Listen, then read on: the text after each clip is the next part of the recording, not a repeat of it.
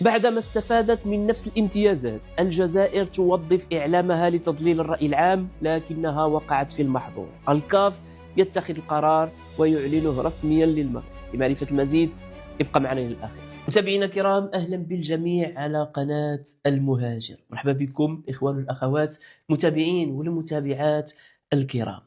رغم استفادة الجزائر من نفس الامتيازات بقوانين الكاف، والكل يعلم جيدا كيف هي قوانين الكاف، الجزائر توظف إعلامها للنيل من المملكة المغربية، لكنها وقعت في المحظور. ما دفع الاتحاد الإفريقي لاتخاذ قرار أعلنه حصريا للمملكة المغربية؟ سبحان الله العظيم، هما كيناوروا من جهة والله سبحانه وتعالى كيعطينا من جهة أخرى. فتصوروا معي أن الإعلام الجزائري كله تجند في هذه اللحظات الأخيرة. ما فهمناش من بعد ما حاولوا يشوهوا الصورة المغرب، هل اللي كيمشي يقلب في القمامة بحال كمارتو، هل اللي كيمشي يكذب ويقول لك الضو ما كاينش، مسخرينه من تونس كل ملي بدات البطولة.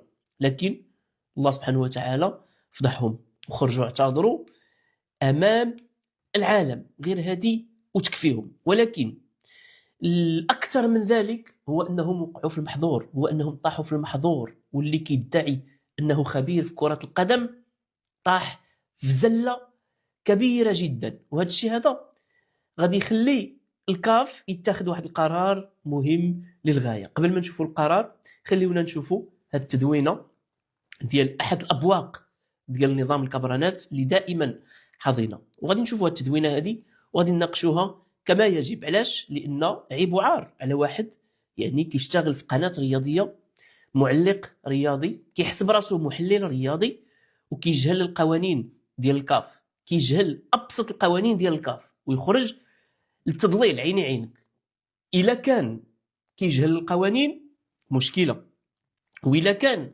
دار هذه الحركه هذه فقط من اجل تضليل الراي العام مشكله اكثر بكثير.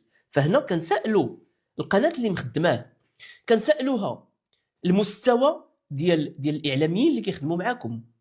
ياك السيد سبق ولعب كره القدم على ما اظن، معلق رياضي وحاسبينه علينا محلل رياضي، كيفاش كيجهل يعني القوانين؟ ولا هنا كنهضروا على امر اخطر من انه يجهل القوانين، انه كيضلل الراي العام من اجل تشويه هذا التنظيم هذا، ومن اجل ادخال الشك في نفوس المشجعين ديال الجزائر. ما عندهاش شي تفسير اخر. علاش؟